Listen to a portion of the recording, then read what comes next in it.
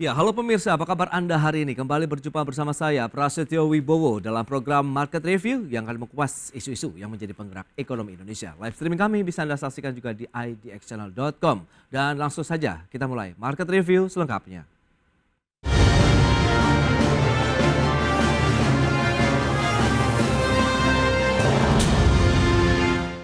Iya, pemerintah menetapkan kuota penjualan bahan bakar minyak RON 90 atau Pertalite sebesar 31,2 juta kiloliter untuk tahun 2025, di mana kuota penyaluran Pertalite mengalami penurunan dibandingkan dengan tahun 2024 ini sebesar 31,7 juta kiloliter. Pemerintah telah menetapkan kuota penyaluran bahan bakar minyak atau BBM bersubsidi untuk jenis Pertalite sebanyak 31,2 juta kiloliter, solar sebesar 18,8 juta kiloliter, dan minyak tanah 525 ribu kiloliter yang berlaku mulai awal tahun 2025. Meski demikian, kuota penyaluran BBM bersubsidi tercatat mengalami penurunan jika dibandingkan pada tahun ini, di mana untuk Pertalite sebesar 31,7 juta kiloliter dan solar 19 juta kiloliter. Badan Pengatur Hilir Minyak dan Gas Bumi atau BPH Migas seperti dikutip media menyatakan, penurunan jumlah kuota penjualan BBM bersubsidi seiring dengan akan berlakunya skema baru penyaluran subsidi BBM yang mulai berlaku pada tahun depan. Sementara itu, pemerintah juga akan mengumumkan dan menerapkan skema baru dalam kebijakan penyaluran bahan bakar minyak atau BBM bersubsidi di masyarakat, di mana Kementerian ISDM telah mengusulkan skema baru penyaluran subsidi BBM dengan menggunakan skema blending atau kombinasi. Nantinya, subsidi akan diberikan dalam bentuk barang atau komoditas produk dan sebagian lainnya dalam bentuk bantuan langsung tunai atau BLT. Pengumuman skema baru subsidi di sektor energi tersebut rencananya akan disampaikan langsung oleh Presiden Prabowo. Meski demikian, Kementerian ISDM masih menunggu proses pemadanan data penerima BLT dan juga penerima BBM subsidi dari Badan Pusat Statistik. Hal ini guna memastikan proses penyaluran subsidi BBM yang akan diberikan kepada masyarakat tepat sasaran. Jakarta, Tim Liputan IDX Channel. Ya, pemirsa, untuk membahas tema menarik kita kali ini, pemerintah tetapkan kuota BBM bersubsidi tahun 2025. Kita sudah tersambung melalui Zoom bersama dengan Bapak Yayan Satyarti. Beliau adalah pengamat ekonomi energi dari Universitas Padjadjaran. Halo, apa kabar Pak Yayan? Alhamdulillah, kabar baik. Baik, terima kasih juga atas waktu yang disempatkan dan sudah bergabung juga ini Pak Satya Widyayuda. Beliau adalah anggota Dewan Energi Nasional periode 2020-2024. Halo Pak Satya, apa kabar? Baik, Alhamdulillah. Baik, terima kasih juga atas waktu yang disempatkan dan sebelum membahas lebih jauh kita akan review terlebih dahulu dari Pak Yayan ini terkait dengan kinerja pendistribusian bahan bakar minyak khususnya BBM bersubsidi hingga penghujung tahun ini seperti apa? Oke, mungkin kalau detail ya tadi sudah dijelaskan ya di angka-angka yang tadi. Nah, mungkin yang paling penting ini begini mungkin. Ya. Bahwa subsidi energi itu dapat dibagi menjadi dua, ya, yaitu ada yang disebut sebagai subsidi energi secara eksplisit dan ada subsidi energi itu secara implisit. Nah, subsidi energi secara eksplisit ini yaitu subsidi yang diberikan oleh pemerintah kepada masyarakat yang secara langsung itu diterima oleh masyarakat dalam bentuk BBM atau listrik atau dengan kriteria tertentu ya berdasarkan pada undang-undang.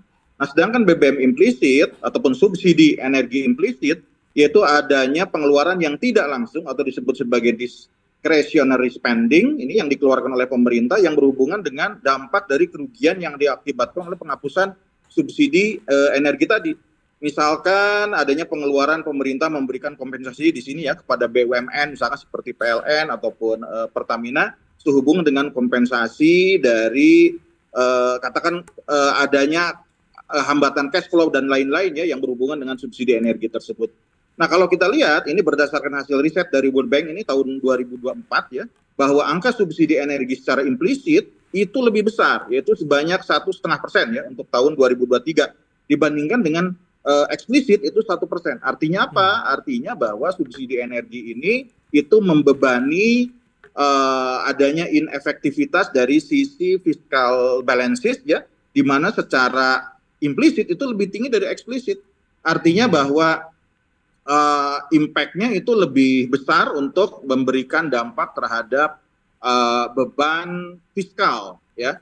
Jadi kalau misalkan kita lihat bebannya langsung kepada katakan welfare society ya, kita lihat tadi hanya sekitar 1%, tetapi impact-nya terhadap katakan perusahaan ataupun BUMN itu lebih besar karena apa? Karena ada inefisiensi yang mungkin Oke. ini mungkin agak ini ya. Saya kira mungkin karena adanya inefisiensi dalam proses penyaluran tersebut. Baik, Pak Ian. Nah, dari Dewan Energi Nasional begitu Pak Satya, Anda melihat bagaimana begitu proses pendistribusian BBM khususnya BBM bersubsidi di masyarakat begitu saat ini dari sisi mungkin ke tepat sasarannya, pasokannya, stoknya dan lain-lain begitu Pak. Ya, yang bisa saya sampaikan ya, saya disclaimer dulu ini, Ya. karena ini menjadi satu pendapat yang pribadi yang bisa saya sampaikan dalam forum yang baik ini. Jadi subsidi itu merupakan hak daripada masyarakat yang memang tidak mampu, dan itu dilindungi oleh konstitusi kita. Jadi tidak sekedar undang-undang, tapi adalah konstitusi, ya, bahwasanya pemerintah mempunyai kewajiban untuk membantu masyarakat di dalam rangka menolong supaya daya belinya menjadi ada. Itu tujuan daripada subsidi. Lantas yang kedua, subsidi itu ada berbagai macam bentuk, ya, komoditas yang disubsidi. Nah, karena kita diskusinya adalah masalah BBM, maka kita lihat adalah harga terjual daripada BBM yang lebih rendah daripada harga keekonomian atau harga pasar. Oke. Otomatis gap yang diberikan itu tentunya berupa penetrasi daripada keuangan pemerintah untuk membantu supaya daya beli masyarakat itu masih ada. Jadi affordability menjadi faktor yang paling utama karena nanti dampaknya bisa masalah inflasi dan lain sebagainya. Nah, ini yang sebetulnya kita diskusikan beberapa waktu yang lalu, ya, baik pada waktu saya masih di parlemen, ya, karena subsidi itu menjadi hal yang sangat mendasar bagaimana kita mengelolanya.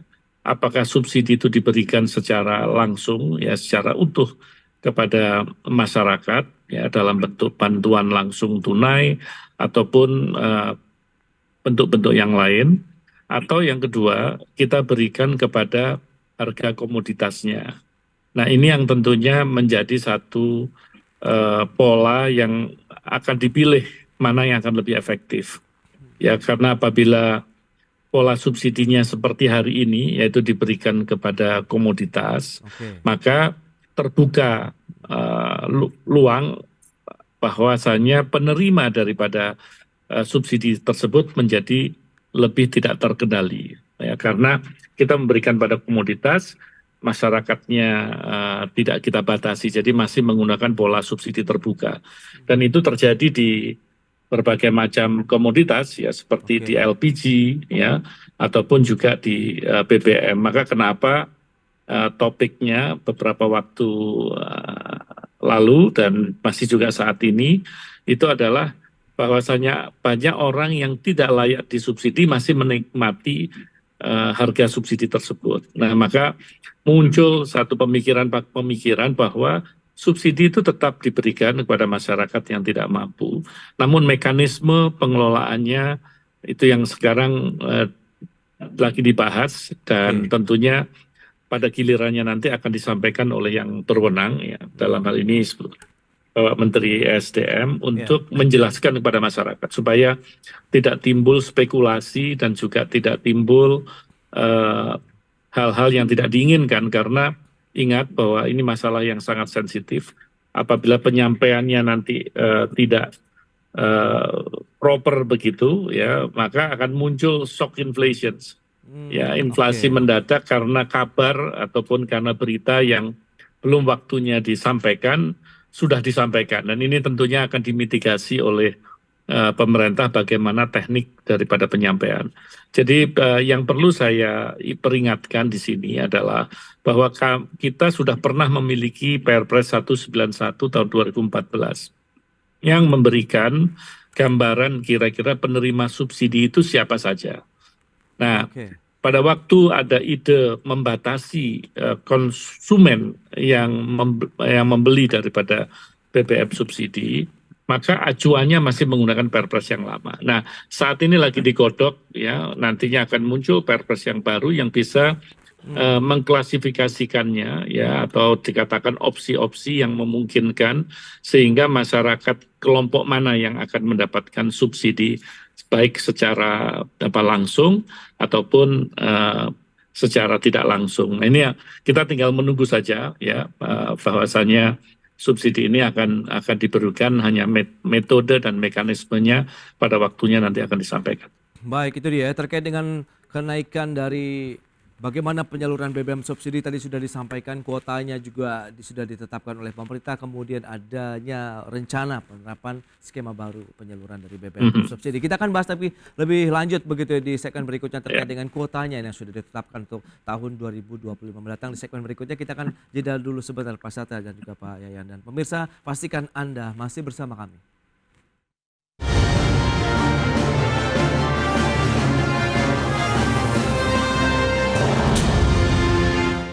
Ya, terima kasih Anda masih bergabung bersama kami dalam Market Review, dan pemirsa berikut ini kami sampaikan data untuk Anda terkait dengan realisasi subsidi energi dan juga kompensasi ya per November 2024, di mana totalnya ada 333,6 triliun rupiah. Sementara ini terbagi untuk subsidi energi ada 157,2 triliun, kemudian dana kompensasinya 176,4 triliun rupiah.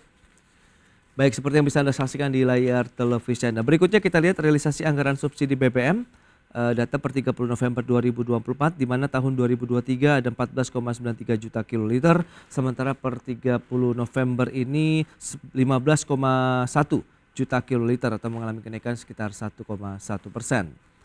Dan selanjutnya kita lihat nilai investasi hulu migas di Indonesia. Trennya dari tahun 2020 sampai dengan 2024 dari 10,5 miliar dolar Amerika, di tahun 2023 tercatat 13,7 miliar dolar, kemudian target di tahun 2024 ini adalah 16 miliar dolar Amerika. Dan selanjutnya investasi eksplorasi hulu migas terkait dengan jumlah sumur. Di tahun 2020 ada 28, tahun 2023 lalu ada 38 sumur, dan target di tahun 2024 ini 48 sumur. Baik, kita akan lanjutkan kembali perbincangan bersama dengan Bapak Yayan Satyakti, pengamat ekonomi energi dari Universitas Padjadjaran, dan juga Pak Satya Widyayuda, anggota Dewan Energi Nasional 2020-2024. Baik, kita akan lanjutkan. Pak Yayan, kalau kita cermati dengan beberapa data tadi yang sudah disampaikan, kuota sudah ditetapkan begitu ya untuk tahun 2025. BBM yang untuk jenis Pertalite-nya 31,2 juta kiloliter, kemudian solarnya 18,8 juta kiloliter. Nah, kalau kita lihat jumlahnya memang turun ya tahun depan dibandingkan dengan tahun ini. Apakah tadi akan ada memang penyesuaian dengan kebijakan baru untuk skema penyaluran BBM bersubsidi yang akan ditetapkan atau diumumkan dalam waktu dekat ini oleh pemerintah? Ya, kalau kita ya memang itu harus turun ya. Jadi kalau kita lihat apakah kuotanya harus turun. Karena apa? Karena pertama kita lihat bahwa fiscal space, jadi ruang fiskal kita itu sudah sangat mungkin agak berat lah ya. Kita harus spending yang lebih banyak begitu kan. Nah, kalau misalkan kita lihat di sini mungkin kita agak harus berhati-hati ya. Karena apa? Karena ketika terjadi penghapusan BBM tadi itu akan katakan ini harus dialokasikan kepada jenis-jenis spending yang lain, yang memang itu memiliki sifat yang sama. Karena kalau misalkan ketika bahwa BLT itu maksudnya subsidi itu akan dicabut kemudian akan diganti ke BLT sebagian dan lain-lain. Nah, tetapi di sini bahwa sudah kalau kita lihat di data itu akan berimpact itu terhadap inflasi. Karena apa? Karena tadi ada multi round effect yang diakibatkan karena penghapusan subsidi untuk misalkan ataupun ada pembatasan kuota tadi. Nah, memang di sini disebutkan kalau misalkan ya berdasarkan hasil riset ya itu saya kita lihat misalkan seperti hasil riset World Bank ya, kemudian juga perhitungan dengan data struktur neraca sosial ekonomi terbaru, bahwa ketika misalkan subsidi itu yang sekarang itu diganti ke frameworknya, kemudian juga andaikan itu masuk ke BLT, itu memang akan terjadi penghematan sekitar 20 sampai dengan 30%. Akan tetapi kalau misalkan kita lihat karena data dari SNSE itu sifatnya juga dia years ya, artinya 5 tahun sekali ya, kemudian dia tidak mengcapture terhadap perubahan harga, maka kalau misalkan kita kita gunakan lagi dengan data yang lebih detail ya, maka itu akan memberikan impact itu terhadap peningkatan harga pangan dan juga harga logistik. Nah, kalau misalkan harga pangannya itu di kisaran sekitar 2 sampai 3% dari baseline ya, ini dari baseline. Dan kemudian juga itu terhadap logistik itu bisa sekitar 5 sampai 6%. Artinya apa? Artinya ketika kenapa sih menjadi gede seperti itu ya? Karena kalau kita lihat bahwa yang menikmati subsidi tadi itu memang bukan masyarakat miskin. Jadi mungkin sekitar 60 sampai dengan 70% itu adalah masyarakat menengah bawah, dan juga 30% itu dari menengah atas ya, yaitu misalkan seperti mobil Alphard ya, mobil apalah. Kadang-kadang itu yang suka nakal yaitu menggunakan subsidi tadi. Nah, jadi kalau misalkan kita lihat ya bahwa akurasi data dan kemudian juga sistem dari kemampuan pemerintah untuk menjaga subsidi itu menjadi hal yang sangat krusial. Kalau misalkan kita lihat apakah itu akan menurunkan menaikkan ruang fiskal kita, ya. Tetapi kan ketika di lapangannya ini kan harus akurat, ini kan harus efektif. Nah, masalah akurasi dan inefektivitas ini yang selalu menjadi permasalahan. Nah, sehingga tadi seperti yang dikaji oleh World Bank ya, disebutkan bahwa implisit subsidi energi itu lebih besar. Karena apa? Karena impact-nya itu lebih besar dibandingkan dengan penghapusan dari ataupun penurunan katakan subsidi energi tadi. Nah, jadi ini mungkin yang harus dibereskan terlebih dahulu agar apa? Agar kita secara efektif mampu menurunkan katakan ruang fiskal, tetapi juga tidak menutup kemungkinan untuk tetap mempertahankan daya beli masyarakat. Oke. Nah, ini menarik juga nih. Kalau kita lihat Pak Satya, apakah memang kebijakan ataupun skema baru nanti adanya skema baru penyaluran BBM bersubsidi, kemudian kuota yang ditetapkan di tahun 2025 sedikit ada pengurangan begitu. Apakah ini upaya dari pemerintah juga untuk bisa mengontrol lebih jauh begitu dari sisi penyaluran, kemudian bagaimana konsumsi BBM di masyarakat begitu, Pak? Jadi gini Mas, kita mesti nunggu dulu pengumuman daripada pemerintah ya. Karena nanti pada gilirannya pemerintah akan bisa menetapkan apakah subsidi itu diberikan secara langsung atau subsidi diberikan pada komoditas. Ini dua hal yang berbeda strateginya. Apabila subsidi itu diberikan kepada komoditas, berarti pengguna daripada BBM subsidi tersebut itu tentunya akan diteliti mulai daripada jenis mobilnya, apakah dia masuk di dalam kelompok sasaran masyarakat yang memang layak disubsidi. Begitupun pula apabila opsi yang diambil nantinya merupakan subsidi langsung, berarti jenis daripada masyarakat, ya kelompok masyarakat yang memang layak disubsidi itu harus ditentukan terlebih dahulu. Jadi memang banyak pendekatan. Jadi apabila kita mengklasifikasikan kelompok masyarakat yang saat ini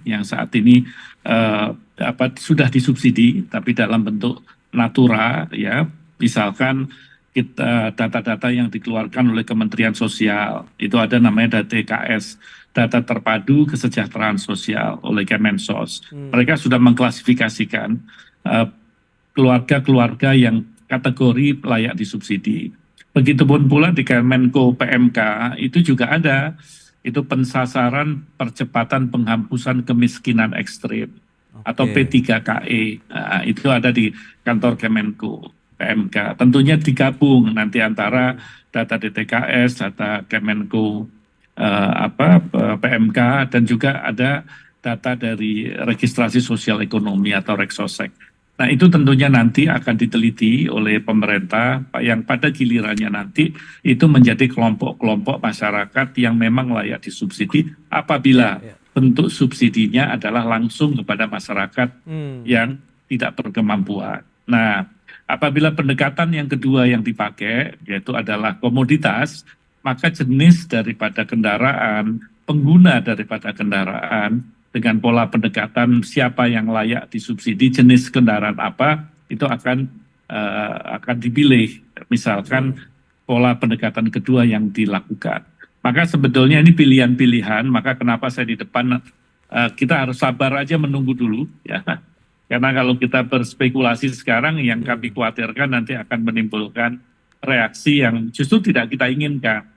Tetapi yang jelas pemerintah berpikir bagaimana subsidi itu sebagus mungkin ya, sebaik mungkin agar tepat sasaran. Karena esensi daripada Undang-Undang Dasar kita yaitu bahwa pemerintah memberikan subsidi kepada orang yang tidak berkemampuan untuk meningkatkan daya beli mereka. Itu sebetulnya esensinya. Maka kenapa ada satu misalkan pemberitaan ataupun apa yang mengatakan dihilangkan subsidi. Sejatinya tidak dihilangkan karena pemerintah pasti akan mencoba sedemikian rupa tentunya dengan kekuatan fiskal. Karena bunyi daripada Undang-Undang APBN untuk subsidi itu memang ada ruang di mana sesuai dengan kekuatan dan kemampuan fiskal kita. Nah ini bukan berarti dihilangkan tetapi direalokasi antara memberikan subsidi pada komoditasnya atau kepada pengguna apabila itu atau pada kelompok masyarakatnya. Kita tunggu aja maka jenis yang mana yang akan menjadi pilihan daripada pemerintah yang kemudian hari akan diberikan payung hukum baik itu dalam bentuk peraturan presiden ya sehingga tidak menimbulkan gejolak sosial yang mesti diingat karena masyarakat pasti nanti jangan sampai ada satu konflik horizontal gitu kenapa mereka berhak kenapa yang sebelah sini tidak maka perlu ada satu payung dan juga tentunya nanti akan dilakukan sosialisasi. Jadi mungkin tahapannya begitu Mas jadi kita sabar dulu saya yakin nanti pada gilirannya akan disampaikan. Nah lantas kalau kita kaitkan dengan produktivitas ataupun lifting migas kita begitu apabila memang ada pembatasan kuota ataupun kita lihat kuota yang sudah ditetapkan di tahun 2025 mendatang kaitannya juga dengan bagaimana pendistribusiannya kita akan bahas nanti di segmen berikutnya kita akan juga kembali sebentar dan pemirsa kami akan segera kembali usai pariwara berikut ini.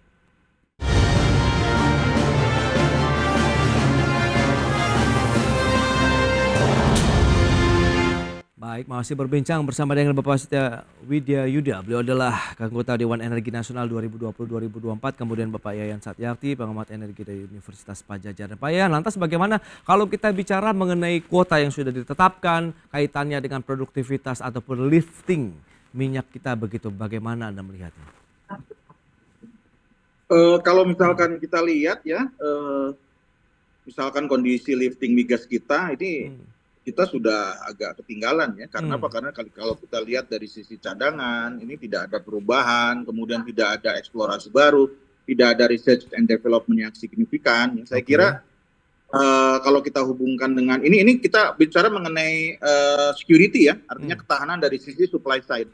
Kalau dari sisi supply side ya kita sudah net importer ya, jadi kita tidak juga bisa mengandalkan dan dari produksi minyak dalam negeri, tetapi kita sudah bersifat harusnya mungkin outward looking policy. Jadi kita investasi di luar, mencari minyak di luar, kemudian kita memperoleh minyak yang lebih murah dibandingkan kita hanya impor ya. Misalkan Pertamina mungkin pada tahun 2004-2005 kalau nggak salah itu sudah punya portofolio itu misalkan seperti di Libya, di Kazakhstan ya dan lain-lain. Nah itu mungkin kita bisa melakukan investasi di sana. Kalau misalkan kita mengandalkan lifting migas yang ada di Indonesia itu sudah bukan rejimnya dengan biaya murah dan juga risiko yang rendah. Enggak, itu sudah bukan zamannya lagi bahwa kita ini kemudian merubah sistem fiskal rejim dan lainnya. Memang minyaknya udah habis ya. Nah sehingga apa? Sehingga yang sekarang itu bahwa research and development khususnya di sektor migas ya kita harus melakukan eksplorasi, kemudian juga mengembangkan teknologi yang ada. Maksudnya untuk memperoleh minyak yang baru. Nah, tetapi kalau kita hubungkan dengan hubungannya dengan fiskal itu hanya menambah terhadap PNBP, tapi tidak menambah terhadap terhadap kondisi dari price affordability. Karena apa? Karena price affordability itu kita membeli minyak dari Timur Tengah dengan penghilangan itu dari minyak Timur Tengah. Jadi sebetulnya nggak begitu nyambung ya. Andaikan sekarang kita mau berbicara mengenai stok bunker kemudian dan lain-lain ya berarti apa? Berarti kita harus menggunakan minyak sendiri misalkan dan kemudian juga kita bisa menikmati itu dan kemudian itu langsung berimpact terhadap penurunan mungkin apakah itu harga, tapi kan kita kebijakannya nggak seperti itu ya. Kita menjual minyak, kita memperoleh trade off margin, kemudian kita bisa melakukan impor. Jadi di sini sebetulnya ruang fiskalnya itu masuk ke kantong yang sama, alokasinya itu bisa kemana-mana. Baik. Nah, Dewan Energi Nasional melihatnya bagaimana nih, Pak Satya? Anda melihat bagian dari sisi kemampuan lifting kita, juga bagaimana produktivitas, kemudian jaminan ya keterkaitan dengan suplai BBM di dalam negeri. Yang jelas bahwa kita harus meningkatkan produksi migas kita ya, karena memang saat ini kita masih mengandalkan migas, terutama untuk sisi transportasi dan industri. Nah, kalau kita berbicara hari ini, kan tentunya kita ingin mempunyai dampak hari ini. Maka yang dilakukan oleh pemerintah saya pikir sudah satu hal yang cukup tepat, yaitu adanya mencoba mengintroduce mobil listrik. Itu sudah mengurangi cukup lumayan apabila nanti pada gilirannya bahwa mobil-mobil tersebut cukup kompetitif dibandingkan mobil-mobil yang berbahan bakar minyak dan gas bumi. Lantas yang kedua, pemakaian LPG misalkan ya. LPG rumah tangga sekarang sudah diarahkan dengan city gas atau gas kota. Karena kita kaya, gas itu kita kaya, tetapi kayanya adalah kayak gas metana. Bukan propana dan bukan butana yang menjadi bahan baku daripada LPG. Jadi apabila kita bisa menggunakan city gas, yaitu gas metana, maka itu sudah mengurangi konsumsi daripada LPG. Itu kita berbicara hari ini ya. Tetapi kalau kita berbicara jangka panjang, tentunya eksplorasi minyak dan gas bumi ya kita berdoa ya, berharap agar yang keluar minyak ya. Karena kalau di wilayah timur Indonesia banyak sekali ditemukan cadangan-cadangan baru yang kebetulan gas lebih dominan daripada minyak. Dan tentunya untuk yang berproduksi minyak saat ini dilakukan teknologi-teknologi baru untuk bisa mengangkat jumlah volume liftingnya menjadi lebih meningkat daripada yang sebelumnya. Memang PR-nya tidak seperti membalik telapak tangan, tetapi itu sudah menjadi niatan daripada pemerintah untuk memompa produksi kita dengan mengeksplorasi beberapa cekungan-cekungan yang selama ini belum disentuh. Tetapi mesti diingat bahwa ini bukan pekerjaan 1 tahun. Ya, begitu berbicara eksplorasi, mereka baru bisa on stream paling tidak 7 tahun dari sekarang. Tetapi apabila kita membutuhkan tambahan hari ini, ya satu melakukan dengan menggunakan teknologi terhadap produksi migas yang ada. Ya, lantas yang kedua kita memberikan kemudahan bagi para kontraktor minyak dan gas bumi ini untuk diberikan keleluasaan sehingga mereka bisa meningkatkan produksi dengan dengan maksimal ya, walaupun itu juga tidak mudah. Ya, yang konvensional ya adalah otomatis kita menambah importasi daripada BBM jadi. Nah, itu tentunya ya kalau itu hal yang kita hindari karena itu akan membuat defisit anggaran kita menjadi lebih lebar. Maka kenapa ya, tujuan kita mengkonversi daripada BBM ke BBG, ya dari bahan bakar minyak ke bahan bakar gas, itu menjadi salah satu upaya. Lantas yang kedua penggunaan mobil listrik, dan yang ketiga adalah penggunaan jaringan gas kota. Saya pikir itu cara-cara yang bijak yang bisa kita lakukan dalam waktu yang kita butuhkan saat ini. Baik, itu dia terkait dengan beragam kebijakan di sektor energi yang sudah dilakukan oleh pemerintah dan pembatasan ataupun penetapan kuota BBM bersubsidi yang sudah ditetapkan untuk tahun 2025 ini semoga bisa tetap menjaga begitu ya kebutuhan ketersediaan dari BBM tersebut di masyarakat begitu, sehingga tadi yang perlu dicegah adalah terjadinya bagaimana friksi begitu ya di masyarakat begitu ya dengan adanya perubahan-perubahan kebijakan di sektor energi yang memang ya cukup sensitif begitu dengan kondisi saat ini. Baik, sayang sekali waktu terbatas. Pak Satya, terima kasih banyak atas analisis informasi update yang sudah Anda sampaikan. Pak Yayan, terima kasih juga atas informasi dan data-data yang sudah diberikan. Selamat melanjutkan aktivitas Anda kembali. Salam sehat Pak Satya, Pak Yayan, terima kasih. Terima kasih. Sama.